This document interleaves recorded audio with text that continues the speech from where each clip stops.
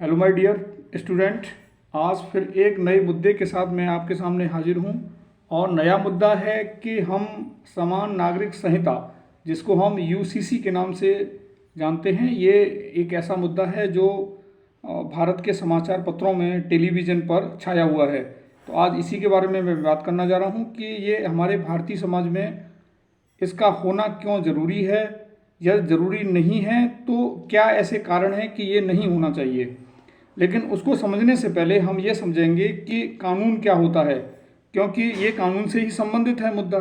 तो कानून को हम समझें यहाँ पर, तो ऐसे नियमों का एक संगठित रूप है कानून, जिससे व्यक्तियों और आम व्यक्ति या कोई भी हो उसको न्याय मिलता है।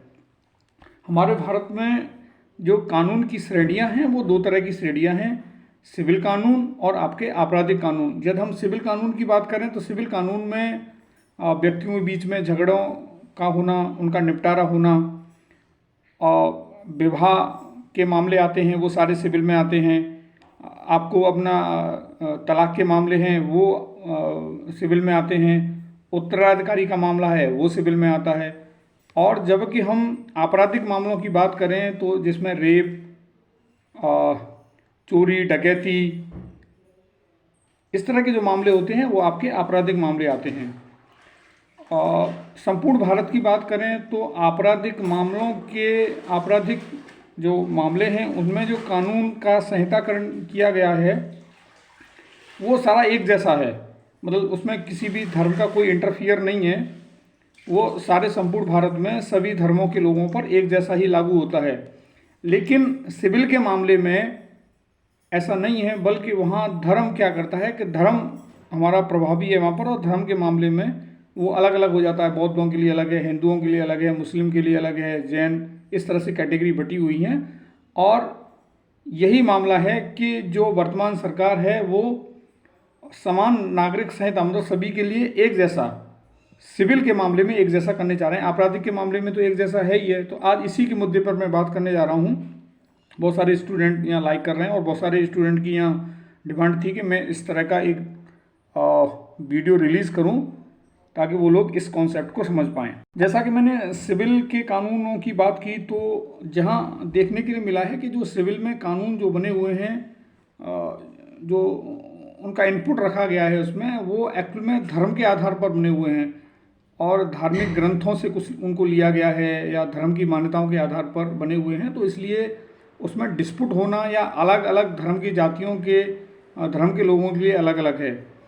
तो ये बड़ा ही डिस्प्यूट, जहाँ सिविल कानून धर्म के आधार पर बने हुए हैं या धर्म ग्रंथों से लिए गए हैं, वहीं यूसीसी का जो मेन मकसद है वो सभी लोगों के लिए एक जैसे कानून का निर्धारण करना है। वहाँ धर्म का कोई हस्तक्षेप नहीं होना चाहिए, इसके लिए पुष्टि करता है ये। यदि यूसीसी के मामले में भारतीय इतिहास के पन्नों को कुरेदा जाए तो 1835 या तो में ब्रिटिश काल था। अब डेट से ही हम समझ रहे होंगे कि 1835 में ब्रिटिश काल था। उस समय समान नागरिकता कानून को लाने की कोशिश की गई, लेकिन उसमें भी बहुत सारे लोगों को, बहुत सारे धर्म के लोगों को उससे बाहर रखा गया। और फिर जब 1941 आया, 1941 कौन सा डेट है, जब कुछ समय बाद हमको आज़ादी मिल रही थी, तो उस समय कुछ समितियां बनी थी और एक समिति का मैं यहाँ नाम लेना चाहूँगा, वीएन राव समिति थी, जिसने हिंदू संहिताकरण करने के लिए, उसको कानून बनाने के लिए संहिताकरण किया गया। लेकिन इस संहिताकरण तो बन गया हिंदुओं के लिए, लेकिन जो अदर जो धर्म थे, जिसमें मुस्लिम था, पारसी थे, उनके लिए अलग से ही कानून रहा। तो यहाँ भी जो समान नागरिकता कानून की जो बात की जा रही थी वो भी यहाँ पुष्टि नहीं हो पाई उसकी। तो दो डेटें आपको ध्यान रखनी है। आपको 1835 और 1941, ये वो दौर था जब कोशिश की गई, लेकिन वो लागू पूरी तरह से नहीं हो पाया। और आगे चलकर यदि हम इसमें ये बात करें कि सर्वोच्च न्यायालय या न्यायालय का क्या इंटरफियर रहा इसमें, और बात करें कि संविधान में इसका क्या, कहाँ उल्लेख होता है इसका, तो पहले हम संविधान की बात करें तो आर्टिकल 44 जो DPSP, direct principle of state policies के अंतर्गत आता है, आर्टिकल 44, जिसमें ये कहा गया है कि स्टेट चाहे तो समान नागरिकता कानून ला सकता है, लेकिन वहीं आर्टिकल 37 जो जो ये भी DPSP में आता है, ये कहता है कि आप उसको ज़बरदस्ती नहीं ला सकता। स्टेट की मतलब इसमें रजामंदी होगी, ला भी सकता है और नहीं ला सकता है। और वहाँ 37 ये कह रहा है कि आप उसको जबरन उसको लागू नहीं कर सकते हैं उसको। तो ये जो मैंने पुट दिया है आर्टिकल 44 और 37 की जो बात की है, ये हमारे कॉन्स्टिट्यूशन में इसकी पुष्टि करता है। लेकिन सर्वोच्च न्यायालय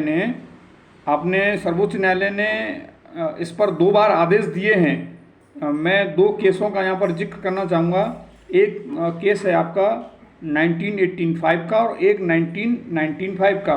1985 का जो केस है वो साहबानो विवाद था, जिसमें सुप्रीम कोर्ट ने मौजूदा सरकार को ये आदेश दिया था कि आप समान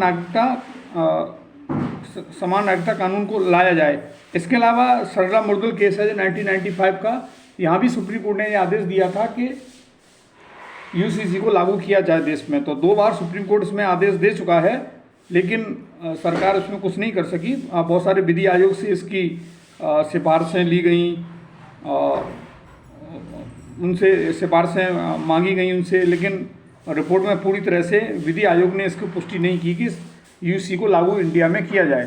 और समान नागरिकता कानून पर यदि हम डॉक्टर अंबेडकर साहब की विचार जानना चाहें तो डॉक्टर अंबेडकर साहब ने आर्टिकल 44 जो कि DPSP में दिया गया है उसका हवाला देते हुए कहा था कि आप इसको जल्द से जल्द हमारे देश में इसको लागू करना चाहिए, क्योंकि धर्म के आधार पर बने हुए कानूनों में महिलाओं को जो वनरेबल जो सोसाइटी आती है जिसमें महिलाएं हैं या ट्राइब्स हैं, उनको पूर्ण रूप से अधिकार नहीं दिए जाते हैं। क्योंकि डॉक्टर अंबेडकर साहब महिलाओं के अधिकारों के लिए लड़ते रहे थे और वो उनको आगे भी करना चाहते थे। इसलिए उन्होंने ये कहा है कि यदि देश में समान नागरिक संहिता लागू नहीं होती है तो महिलाओं को उनको अधिकार पूर्ण तरह से नहीं मिल पाते हैं।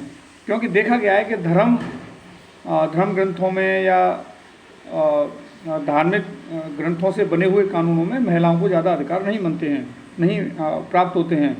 तो डॉक्टर अंबेडकर साहब भी UCC का समर्थन करते हैं कि उसको लाना चाहिए।